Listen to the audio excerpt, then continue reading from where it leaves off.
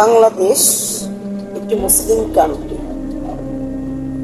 বাংলাদেশে 80% মানুষ মুসলিম, বা এমনও হতে পারে 99% মুসলিম। কিন্তু আমরা কয়জন পাঁচ ওয়াক্ত নামাজ কয়জন? শতকরা 5% মানুষ আমরা পাঁচ ওয়াক্ত নামাজ পড়ি কিনা? বাংলাদেশে আল্লাহ সুবহানাহু ওয়া তাআলা সবকিছু বেশি বেশি দিয়েছেন। যেই পরিমাণ বাংলাদেশে অন্যায়, জুলুম, গুনাহ, পাপাচার হয়, আল্লাহ চাইলে এই দেশকে নিমিষে শেষ করে দিতে পারতেন, কিন্তু তিনি কেন করছেন না?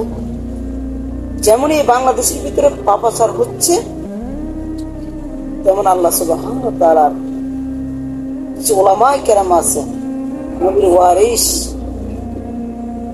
ফজরের পরে 4টার দিকে যে ছাত্র আছে হাফেজ কোরআন তেলাওয়াত করে, যে পরিমাণ ছাত্র বাংলাদেশে আছে যারা সকাল হলে আল্লাহর কোরআনকে তেলাওয়াত করা শুরু করে, আল্লাহ সুবহানাহু ওয়া তাআলা তাদের দিকে তাকায়ে বাংলাদেশের প্রতি আল্লাহ তাআলা রাগ হন না। রাগ হলো আল্লাহ তাআলা মায়া করেন। কারণ এখানে রয়েছে ছোট ছোট শিশুরা যারা রাতে 4টা বাজে ঘুম থেকে উঠে তাহাজ্জুদ পড়ে। বাংলা যুবকরা এমনও ছাত্র আছে যারা রাতে উঠে তাহাজ্জুদ করে আল্লাহর দরবারে কান্না শুরু করে। আল্লাহ তাদের দিকে তাকিয়ে বাংলাদেশের প্রতি এতটা নিরস্ত হন। ভাই, আমাদের বাংলাদেশে যেই পরিমাণ গুনাহ হয়, যেই পরিমাণ জুলুম হয়, যেই পরিমাণ আপনার কি বলে, যে পরিমাণ ব্যভিচার হয়, লুটতরাজ হচ্ছে, ক্ষমতায় বসছে, তারা তাদের নিজের মন মতন মন গড়া চলতেছে। কিয়ামতের ময়দানে কি আল্লাহর কাছে কি জবাব দিবেন আপনি? আজকে আপনি ক্ষমতা পেয়েছেন, পাওয়ারও পেয়েছেন, আজকে আপনি যা মন চায় তাই করছেন। এটা কি দুনিয়া?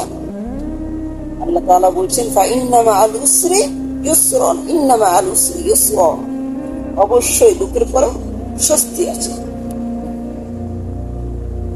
দুঃখের পরে সুখ আছে। এটাকে মানতে হবে। এটা যদি আপনি ব্যাখ্যা করেন, সুখটা কোথায়?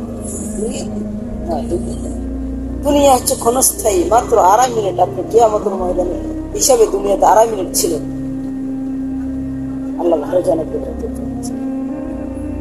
এই দুনিয়ার জন্য পাগল হয়ে গেছে। আপনার জন্য কত নিয়ামত সুখ জায়গা পড়ে রয়েছে, জান্নাত। জান্নাতের একটা বার চিন্তা করেন, যে জান্নাতে আপনি মৃত্যুই থাকবেন, আল্লাহ তাআলা সেদিন মৃত্যুকে জব করে দিবেন, মৃত্যুকে মৃত্যু দিবেন, মৃত্যুকে মৃত্যু দিবেন, মৃত্যু মওত ইয়া মালাকুল মওত, মৃত্যুকে সেদিন ধ্বংস করে দিবেন। এটা হচ্ছে সুখ, আপনার কোনো মৃত্যু হবে না। আল্লাহ রাসূল সাল্লাল্লাহু আলাইহি ওয়াসাল্লাম বলেন, জান্নাতের প্রত্যেকটা মানুষ থাকবে যুবক, 60 হাত লম্বা, 33 বছর।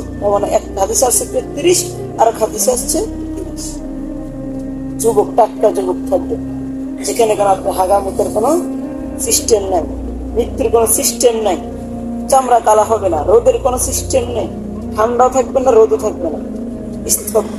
আল্লাহ যেরকম জান্নাত বানিয়েছেন সেরকম এত সুখের জান্নাত আমাদের জন্য রয়েছে। কিন্তু আজকে আমরা কি করছি? দুনিয়ার কিছুদিনের থাকার জন্য কত ট্রাগেল করে যাচ্ছে, কত ট্রাগেল, হিসাব নাই। যখন ছোট থাকি তখন ভাবি কি, যে একটু যদি বড় হয় তাহলে আমি তোমার সুখ পাবো, টাকা পয়সা কামাবো, আমার সুখ পাবো, কিন্তু সুখে দিন কাটাবো। যখন আপনি যুবক হন, টাকা পয়সা ইনকাম করা শুরু করেন, টাকা পয়সা হইলো, আপনার গাড়ি হইলো, তখন আপনার শরীরে রোগ করেন। আপনার সুখটা কোথায়? আমাকে দেখেন, সুখটা আছে? নাই তো সুখ।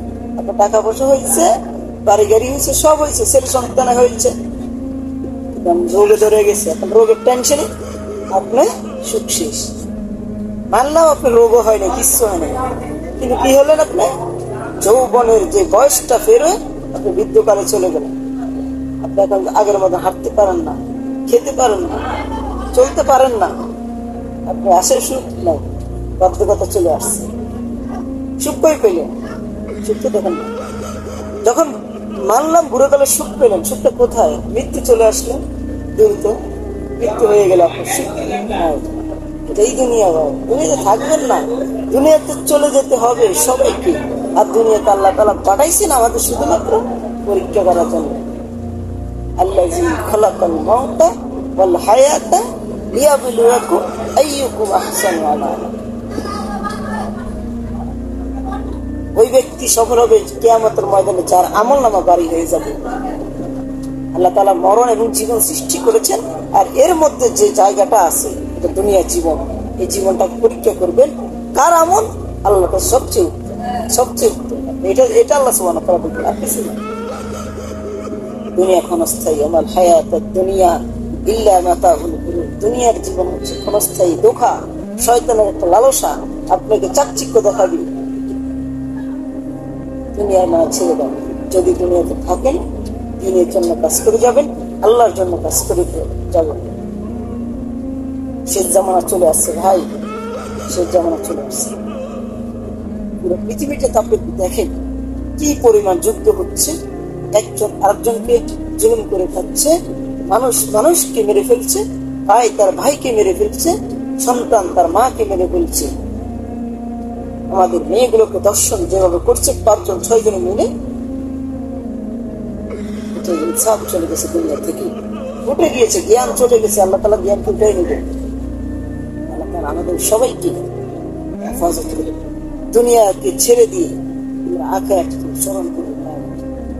আল্লাহ রাসূল সাল্লাল্লাহু আলাইহি ওয়াসাল্লাম বলেছেন, ওই ব্যক্তি সবচেয়ে মুমিন তাকওয়াবান যে দুনিয়ার মায়া এবং সুখ স্বাদ ছেড়ে দিয়ে মৃত্যুকে ভয় করে, সে হচ্ছে সফল।